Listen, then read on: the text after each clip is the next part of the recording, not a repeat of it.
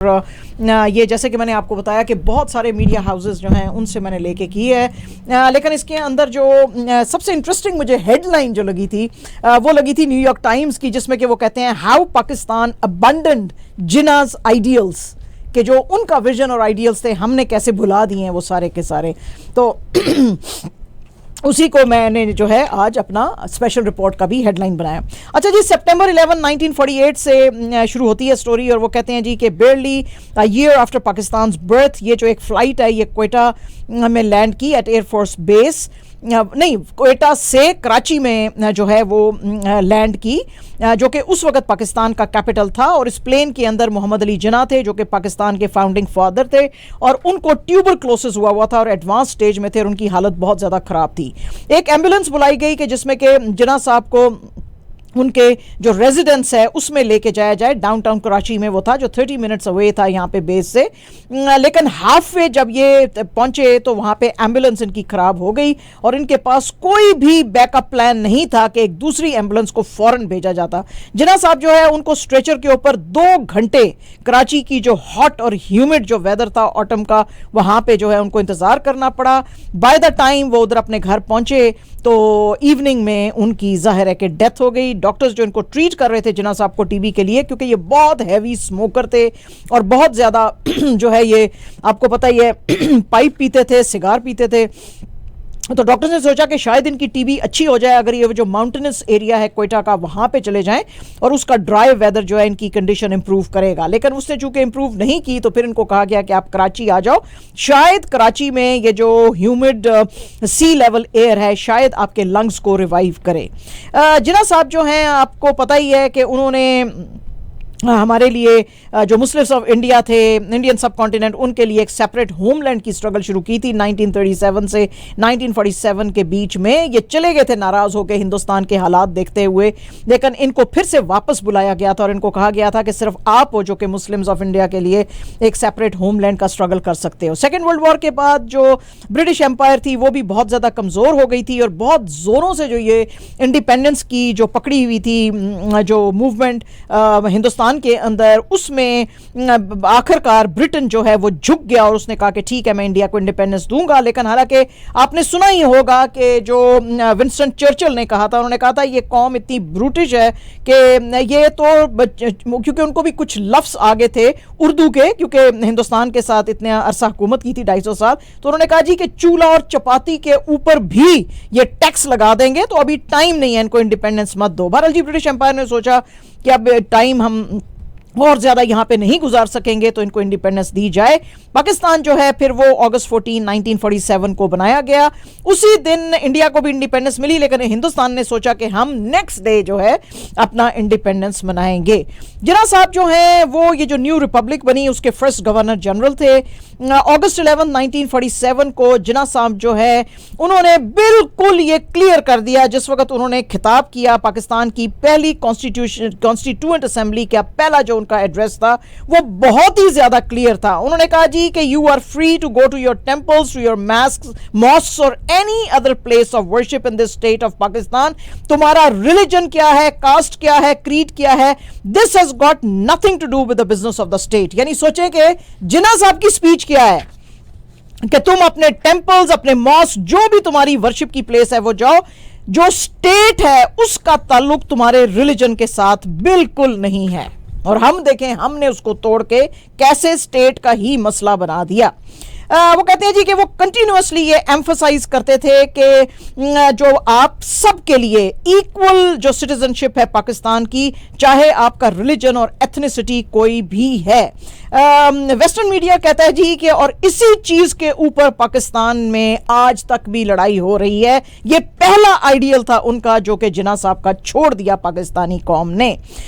اس کے علاوہ وہ کہتے ہیں جی جو نیو یارک ٹائمز کی خاص طور پہ ایک جو لائن تھی بڑی خوبصورت، جس میں کہ انہوں نے کہا جی کہ جس طرح ڈاکٹرز فیل ہو گئے، جس طرح جناح صاحب کی ایمبولنس فیل ہو گئی، اسی طرح بڑا خوبصورت یہ میٹافر ہے کہ جناح کا ویژن اس ملک کے اندر کیسے فیل ہوا، کیونکہ اس کی کسی ایک بات کو بھی آگے لے کے نہیں چلے گئے. انہوں نے سب کا سب وہ ابنڈن کیا جس کے لیے وہ کہتے تھے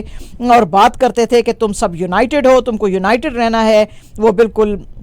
اس کے اندر جو ہے ایمبیگوٹی پیدا کی, اس کے اندر کنفیوژن پیدا کی, آنے والی جنریشن کے دماغوں کے اندر اتنی کنفیوژن پیدا کی کہ ری رائٹ کرنی پڑی ان کو ہسٹری, اور جو ریئل ہسٹری تھی اس کو اتنے برے طریقے سے چھپایا کہ وہ ان ریکگنائزیبل ہے. آج پاکستان میں لوگوں کو پتہ ہی نہیں ہے کہ جناح کے آئیڈیلز کیا تھے, وہ کیا کہتے تھے, وہ کیا چاہتے تھے اس ملک کے لیے, کیونکہ سب کا سب جو ہے اس کو ری رائٹ کر دیا گیا.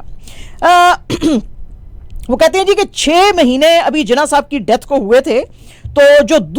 دوسرا بڑا بلنڈر پاکستان نے کیا, ایک تو ریلیجن کے بیسس پہ لڑائی شروع کر دی پاکستان میں جو جناح صاحب کے بالکل آئیڈیلز کے خلاف تھی. دوسرا کیا ہوا کہ جناح صاحب کی ڈیتھ کے 6 مہینے کے بعد پرائم منسٹر لیاقت علی خان صاحب نے, جو کہ جناح صاحب کے بڑے حالانکہ کلوز ایڈ بھی تھے, وہ لے کر آگے آبجیکٹیو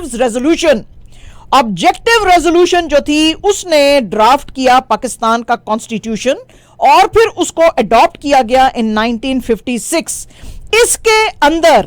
جو نان مسلمز تھے کانسٹیٹیوئنٹ اسمبلی میں, انہوں نے اس کو بہت زیادہ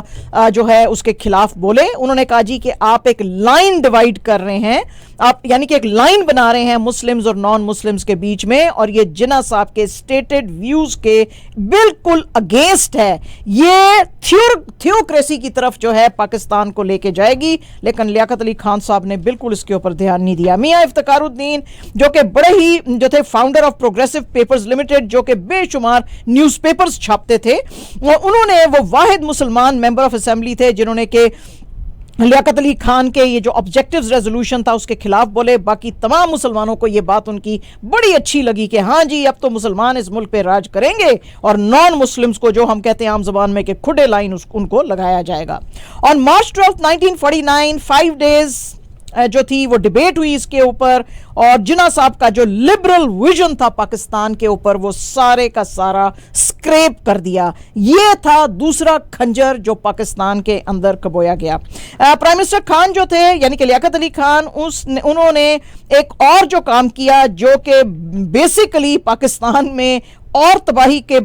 جو دروازے پہ جس کو لے کر آیا, یعنی اس کے بعد تو پھر تباہی زیادہ تیزی سے شروع ہو گئی, وہ تھی جب انہوں نے پاکستان کا نام ریپبلک آف پاکستان سے چینج کر کے اسلامک ریپبلک آف پاکستان کر دیا, جس کا کہ کبھی بھی جس کا کہ ذکر جناح صاحب نے نہیں کیا تھا. تو اسلام جو ہے وہ سٹیٹ ریلیجن بن گیا, جبکہ جناح صاحب نے کہا کہ سٹیٹ کا کچھ بھی لینا دینا ریلیجن کے ساتھ نہیں ہے. آپ کا جو بھی ریلیجن ہو آپ اس ملک میں فری ہیں اس کو فالو کرنے کے لیے. تو یہ جناب تیسرا جو تھا کاٹا مارا گیا ان کے ویژن کے اوپر. خان صاحب جو ہیں ان کو بہت سارے جو ہیں بیک لیش بھی آیا بہت سارے لوگوں سے, لیکن لیاقت علی خان صاحب کو لگا کہ اگر ہم اسلام کا نام لیں گے تو شاید سب لوگ جڑے رہیں گے, لیکن وہ بھول گئے کہ پاکستان میں صرف مسلمان نہیں تھے اور بھی بہت ساری پرسنالٹیز تھیں. ان کا یہ خیال تھا کہ اگر ہم یہ کہیں گے تو شاید ہم ویسٹرن سٹائل کا ڈیموکریسی چلا سکیں گے, لیکن جب آپ لکھنے والے کہتے ہیں کہ جب آپ مذہب کو لے آتے ہیں تو پھر کسی قسم کا کوئی سٹائل تو چلتا ہی نہیں ہے, ڈیموکریسی تو خیر بہت دور کی بات ہے. اس کے بعد جو یہ آئیڈیا آف ایکول سٹیزن شپ تھا جناح صاحب کا, جس کے اوپر وہ بہت ہی کلیئر تھے کہ چاہے کوئی ہندو ہے چاہے سکھ ہے, جیسے کہ انہوں نے اپنی سپیچ میں کہا کہ تمہارا کاسٹ یا کریڈ کچھ بھی ہے تم سب پاکستانی ہو, اس کے اوپر بھی جو ہے یہ پھر بہت ساری دراڑ آ گئی. اس کے بعد وہ کہتے ہیں جی کہ جو چوتھی سب سے بڑی غلطی پاکستان میں ہوئی کہ آرمڈ فورسز کو انہوں نے جو ہے وہ کلیمپ نہیں کیا. حالانکہ جناح صاحب نے جون 14 1948 کو جو اپنا ایڈریس آرمی آفیسرز کے ساتھ وہ کر رہے تھے ان ٹریننگ اکیڈمی ان کوئٹہ, انہوں نے ان کو بہت کلیئرلی ملٹری کو کہا کہ I want you to remember executive authority flows from the head of Pakistan government, یعنی کہ جو سپریمیسی ہے وہ سویلین گورنمنٹ کی رہے گی, اور جو کوئی بھی ملک کا گورنر جنرل یا ہیڈ آف دا اسٹیٹ ہوئے گا آپ اس کے کمانڈ کے اندر رہیں گے, اور جس طرح کے وہ کمانڈز دے گا ایگزیکٹو ہیڈ وہ آپ کو فالو کرنا پڑے گا, ادروائز آپ کو سینکشنز لگائی جائیں گی, یعنی کہ آپ کے اوپر جو ہے وہ سختی کی جائے گی. ان کا یہ جو ڈریم تھا جناح صاحب کا سویلین سپریمیسی کا پاکستان میں وہ بھی ختم ہو گیا, اور وہ پہلا जो है काटा इनके आइडियल पे उस वक्त पड़ा जबकि जो उस वक्त के आर्मी चीफ थे अयूब खान साहब 1958 में उन्होंने मिलिट्री रूल पाकिस्तान के अंदर इंपोज किया। यूएसए ने फील्ड मार्शल अयूब खान की डिक्टेटरशिप जो है उसको बहुत ज्यादा सपोर्ट किया और इस दरमियान जो उन्होंने अपना भी ज़ाहिर है कि उल्लू सीधा किया। अब ये सोच रहे हैं आप कि ये वेस्टर्न मीडिया लिख रहा है, ये सारा वेस्टर्न मीडिया ही लिख रहा है कि अमेरिका ने फिर जो है पाकिस्तान ने होस्ट किया अमेरिकन U-2 स्पाई प्लेन्स को एट अ बेस जो कि उस वक्त NWFP था, इस वक्त KP है, उसका पिशावर के अंदर। यूएस के जो कोल्ड वॉरियर्स थे उन्होंने फिर जी पाकिस्तान के अंदर अपने इंटरेस्ट जो है पैदा करने शुरू कर दिए। उन्होंने पाकिस्तान को कहा कि सीटो और सेंटो जो है उसको आप ज्वाइन करें अगेंस्ट सोवियत यूनियन। हालांकि जिस वक्त पाकिस्तान बना तो सबसे पहला मुल्क जिसने रिकॉग्नाइज पाकिस्तान को किया था वो ईरान था और जिसने सबसे पहले दोस्ती का हाथ बढ़ाया था वो सोवियत यूनियन था। उसने कहा था पाकिस्तान को कि आप हमारे साथ दोस्ती बनाएं और हम हर चीज को, ट्रेड को, कल्चर को, सबको आगे लेके जाते हैं। लेकिन लियाकत अली खान साहब ने सीटो और सेंटो के पैक्ट्स करके अमेरिका की तरफ झुकाव जो है वो ज्यादा दिखाया और जो नेबरहुड में जो बिल्कुल हमसाये में बैठा था सोवियत यूनियन उसको बिल्कुल जो है इग्नोर किया। उसके बाद जी अयूब खान साहब नहीं, सॉरी लियाकत अली ने नहीं, अयूब खान साहब ने अच्छा उसके बाद जो है लेकिन उसकी जो थी वो दोस्ती जो अमेरिका से थी वो उसकी दाग बेल्ट डाल चुके हुए थे लियाकत अली खान साहब, इसीलिए फिर इस चीज को आगे लेके गया अयूब खान लेके गए। अयूब खान साहब ने बहरहाल जी रिजाइन किया इन 1969 क्योंकि काफी मैसिव प्रोटेस्ट इनके खिलाफ हुए थे और लोगों ने कहा था कि हमको सिविलियन सुप्रीमेसी चाहिए, हम इधर रिस्टोर करना चाहते हैं। लेकिन जो वेस्टर्न मीडिया है वो कहता है कि जिन्ना का ये जो आइडिया था सिविलियन सुप्रीमेसी का वो कभी भी इस मुल्क के अंदर रिस्टोर ना हो सका और ये 5वां काटा उसके आइडियल के ऊपर मारा गया। पाकिस्तानी जनरल्स जो थे दे proceeded to kill the very philosophy and idea of equal citizenship and civilian rule of Jinnah, यानी कि उन्होंने इसको किल किया। अच्छा उसके बाद जी क्या हुआ कि 1969 के बाद जब इन्होंने रिजाइन कर दिया और जनरल याया को उन्होंने कहा कि जी अब तुम मुल्क संभालो, तो उस वक्त ये इलेक्शंस आ गए और शेख मुजीबुर रहमान जो कि leader of Awami league party थे और बेस थे ईस्ट पाकिस्तान में, उन्होंने इलेक्शंस जीता 1970 का। जनरल याया खान जो थे उन्होंने अगेन डिस्क्रिमिनेशन दिखाई जो एथनिक बंगाली थे ईस्ट पाकिस्तान के और उसको कहा कि हम सोचेंगे तुम्हें प्राइम मिनिस्टर बनाने का और भुट्टो साहब को कहा जी कि आप जाके इनके साथ बातचीत करो। अकॉर्डिंग टू शाकिर लखनवी जो कि विजिटिंग लेक्चरर रहे हैं और बड़े ल्यूमिनरी हैं और जाके लेक्चर्स देते थे NED engineering university engineering college में, उनका यह कहना है जी कि भुट्टो साहब को पता चल गया था कि अगर पाकिस्तान यूनाइटेड रहेगा, ये शाकिर लखनवी साहब कह रहे हैं कि अगर ये यूनाइटेड पाकिस्तान रहा तो वो कभी प्राइम मिनिस्टर नहीं बन सकते हैं क्योंकि ही लॉस्ट इलेक्शंस। 1970 का जो इलेक्शन था वो मुजीबुर रहमान ने जीता था। तो उन्होंने क्लेम किया कि ये जो भुट्टो साहब ने नैरेटिव बिल किया कि ये जो मुजीबुर रहमान के 6 पॉइंट्स हैं ये पाकिस्तान को कमजोर करेंगे और उन्होंने प्रेसिडेंट याहिया को कहा कि जिस आदमी को हम गद्दार बोलते हैं उसको तुम मुल्क का प्राइम मिनिस्टर कैसे बना सकते हो। अकॉर्डिंग टू लखनवी साहब, जो रहमान साहब थे वो मुल्क को बिल्कुल तोड़ना नहीं चाहते थे। वो कहते थे कि हमारा जो 6 पॉइंट्स हैं जिसमें कि ज्यादा ऑटोनॉमी जो है वो दी जाए प्रोविंसेस को, उसके ऊपर वो जोर देते थे। हाँ, एक जो मुद्दा कंटेंशियस था कि जिसमें स्टेट बैंक के बारे में कहा जाता था कि उसको भी स्प्लिट करो, वो अगर 5 पॉइंट उसके माने जाते तो 6ठा पॉइंट शायद वो भी मान जाता। बहरहाल जी इसको डाल दिया गया जेल में से जब ये निकले 1969 में, तो उस वक्त यानी कि ये जरा 1970 से पहले की बातें हैं कि इसको जेल में भी डाला गया था। इसके ये जो है सारे आइडियल्स जो हैं जो ये बयान कर रहा था मुजीबुर रहमान, लेकिन जब ये जेल से निकला भी तब भी इसका बिल्कुल ही आइडिया नहीं था कि मुल्क को तोड़ा जाएगा। अकॉर्डिंग टू डॉक्टर मुनिस अहमद, वो कहते हैं जी कि शेख मुजीबुर रहमान जो थे उन्होंने अलबत्ता पाकिस्तान की जो मिलिट्री थी उसको बड़ी दफा कहा 1971 में कि मेरी पार्टी के मेंबर्स जो हैं मुझे बहुत ज्यादा जोर दे रहे हैं कि हम एक अलहदा मुल्क, एक इंडिपेंडेंस को डिक्लेयर करें। मैं ये बिल्कुल नहीं करना चाहता हूं, आप आके मुझे बचाएं।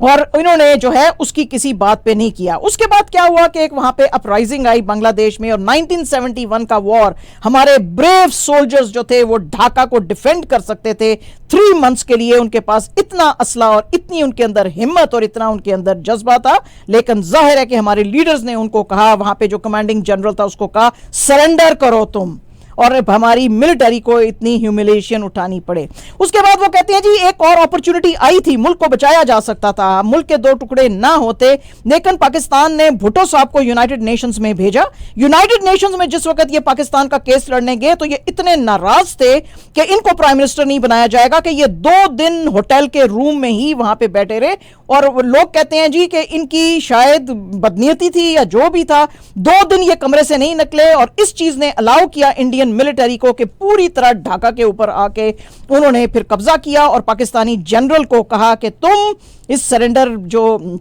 ڈیل ہے اس کے اوپر تم سائن کرو. تو اور اس کے بعد جو ہے ابھی جب یہ ہو بھی رہا تھا اس وقت بھی وہاں پہ ان کو پولش ریزولوشن جو تھی پولینڈ نے وہ ان کو دی تھی, اور انہوں نے کہا تھا کہ اس سے تمہارا ملک بچ جائے گا, ملٹری کو بولو سیز فائر کرے, لوگوں کی بات سنیں اور اپنے ملک کو بچاؤ. بھٹو صاحب نے اتنے وہ کہتے ہیں ایروگینٹ تھے کہ انہوں نے وہ جو پولش ریزولوشن تھی اس کو پھاڑ کے اس کے کئی ٹکڑے کر کے ان لوگوں کے منہ پہ ہی مارا, جس سے پھر سب لوگ پیچھے ہٹ گئے. انہوں نے کہا جی اب ہم آپ کو نہیں بچا سکتے, and then Pakistan was faced humiliating defeat in Bangladesh, اور بنگلہ دیش پھر بنا. اس کے 6 سال کے بعد جی پھر وہ کہتے ہیں جی کہ جنرل ضیاء الحق صاحب آ گئے, یعنی کہ یہ چھٹی ضرب تھی جو کہ وہ کہتے ہیں جی پاکستان کے جنا کے پاکستان کو لگائی کہ آپ نے ملک کے 2 ٹکڑے کیے. اس کے ابھی 6 سال ہی گزرے تھے کہ ضیاء الحق صاحب نے نیریٹو بلڈ کرنا شروع کر دیا کہ جی ملک کو بڑے بیرونی خطرے ہیں, اور بھٹو جو ہے وہ بالکل اس ملک کو ٹھیک سے رول نہیں کر رہا ہے, اور ذوالفقار علی بھٹو کی گورنمنٹ کے خلاف انہوں نے کو کیا, اور کو نہ صرف کیا بلکہ ان کو جیل میں ڈالا. اور ان کے جو آس پاس کے جو تھے بڑے انٹلیکچوئلز اس وقت کے, انہوں نے کہا کہ ایک میان میں 2 تلواریں نہیں رہ سکتی ہیں ضیاء صاحب, تو اگر آپ کو رول کرنا ہے تو آپ کو بھٹو کو ہینگ کرنا پڑے گا, ورنہ اگر بھٹو کو چھوڑا تو وہ آپ کو آ کے ہینگ کرے گا. بہرحال جی بھٹو صاحب کو انفارچونیٹلی ہینگ کیا گیا. لیکن بھٹو کا وہ کہتے ہیں جی ویسٹرن میڈیا کے بھٹو جیسا پروگریسو پولیٹیشین بھی جو ہے جنہ کے ویژن سے ڈیوییٹ کیا, اس نے بھی ریلیجن کو پکڑا اور ریلیجن کی ہی جو ہیں باتیں کی, اور کنزرویٹوز کو خوش کرنے کے لیے ایک لا پاس کیا ان 1947 ان پاکستانی پارلیمنٹ, جو کہ اب تک ایک ڈیزاسٹر ہے پاکستان کی ہسٹری میں. ذوالفقار علی بھٹو نے ڈکلیئر کیا کہ احمدی مائنورٹی مسلم سیکٹ جو ہے وہ نان مسلمز ہیں. اس کے اوپر انہوں نے کانسٹیٹیوشن جو تھا پاکستان کا اس تک میں امینڈمنٹ لائے, اور انہوں نے کہا کہ مسلمان وہ ہے جو کہ صرف اور صرف پروفٹ محمد کو آخری مسلمان مانتا ہے,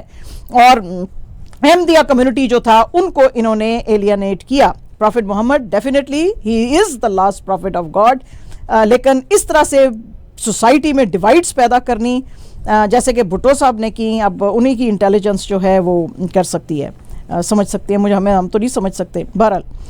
جناح صاحب جو ہیں وہ کہتے ہیں جی فاؤنڈنگ فادر تھے, بڑے ایمیننٹ لائر تھے, اور پاکستان کی جو جوڈیشری تھی اس کو بھی وہ کہتے تھے وہ کام کرے. وہ کہتے ہیں جی کہ یہ فائنل جو ضرب یہاں پہ لگی پھر پاکستان کی جوڈیشری کے اوپر لگی, جس نے کہ جب اس ملک میں کوئی ڈکٹیٹر آیا, چاہے وہ ایوب خان تھا, چاہے وہ ضیاء الحق تھا, یا کہ اس کے بعد آنے والے جو ڈکٹیٹرز تھے, ان سب کو جوڈیشری نے انڈورس کیا, اور اسی لیے ایک کے بعد ایک ڈکٹیٹر آتا رہا. اور جناح صاحب کا جو آئیڈیل تھا کہ سپریمیسی جو سویلین گورنمنٹ کی ہونی چاہیے وہ ہولے ہولے بالکل ختم ہو گئی. ضیاء صاحب جو ہیں وہ بڑے پرومیننس میں رائز کی ہے. ظاہر ہے پاکستان میں جب سوویت یونین نے آکیوپائی کیا افغانستان کو 1979 نے, اور ISI اور CIA نے پھر مل کے کام کیا, اور اس کے اندر انہوں نے سعودی سیکیورٹی ایجنسی جو ہے اس کو بھی انوالو کیا, تاکہ ایک مجاہدین کا ٹولہ جو ہے وہ بنایا جا سکے, اور ان کو یہ فیڈنگ دی جائے کہ یہ تو گاڈ لیس لوگ ہیں, تو گاڈ لیس لوگوں کے اگینسٹ لڑنا تو تمہارا جہاد ہے. وہ کہتے ہیں جی وہ جہاد یعنی اگین ان آور لینگویج وہ جہاد جڑا ہے وہ پاکستان دیا گٹیاں وچ اج کل بیٹھے ہوئے ہیں. ٹھیک ہے جی. وہ کہتے ہیں جی ضیاء صاحب نے انٹالرنٹ بگٹڈ जो पाकिस्तान था उसको जन्म दिया और जिहाद जो है उसको जन्म दिया, जिसकी के वजह से आज भी पाकिस्तान ब्लीड करता है। जिन्ना साहब की जो स्पीचेस थी ज़ियाउल हक ने बहुत ही चालाकी से, जिसमें कि जिन्ना साहब सेक्युलर वैल्यूज की बात करते थे, उन सब की सबको मीडिया में से उड़ा देने का हुक्म दिया गया। जितने रिकॉर्ड्स थे, जितने आर्काइव्स थे, उन सब को खत्म कर दिया, जिसमें कि जिन्ना साहब सेक्युलर वैल्यूज की बात करते थे और ड्रैकोनियन लॉज लेके ये आगे, जैसे कि ब्लास्फेमी का, मिसोजिनिक जो लॉज थे वो ये लेकर आगे। यहां तक ज़ियाद साहब ने मुल्क के अंदर चेंजेस लाने की कोशिश की कि टेक्स्ट बुक्स तक को चेंज किया, हिस्ट्री को रीराइट किया और डिस्टॉर्ट किया पाकिस्तान का ईच एंड एवरी आइडियल जिसके के बारे में जिन्ना साहब ने बात की। तो वो कहते हैं जी कि जैसे जो है जिन्ना साहब की एम्बुलेंस को बुलाने के लिए कोई दूसरा बैकअप प्लान नहीं था। आज पाकिस्तान की हालत वो है कि आज उसके पास कोई भी बैकअप प्लान नहीं है। तो जनाब ये थी आज की बड़ी स्पेशल रिपोर्ट और बड़ा मुझे तो रोना आया जब मैं इसको प्रिपेयर कर रही थी। पता नहीं आपको आया कि नहीं, हम किस तरह से डेविएट हो गए अपने पाथ से। एक इतना प्रोग्रेसिव,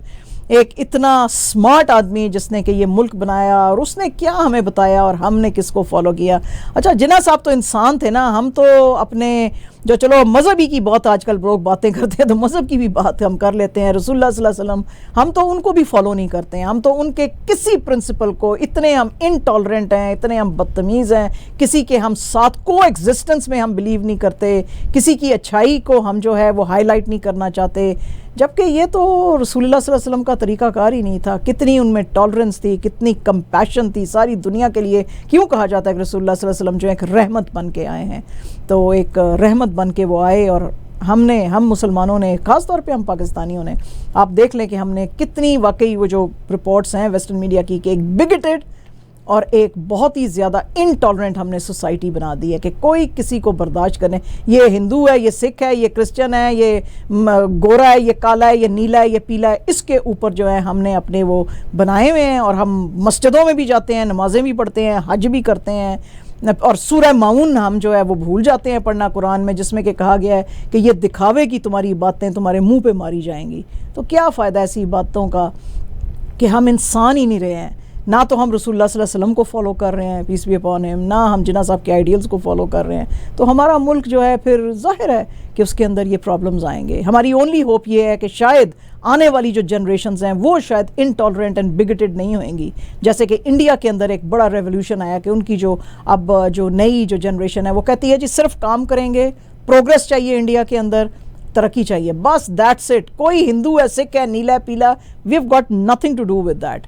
ये जिस दिन चीज़ पाकिस्तान में भी आएगी इंशाल्लाह हम भी तरक्की करेंगे और करेंगे इंशाल्लाह। हम देखेंगे, लाजिम है कि हम भी देखेंगे, हम देखेंगे।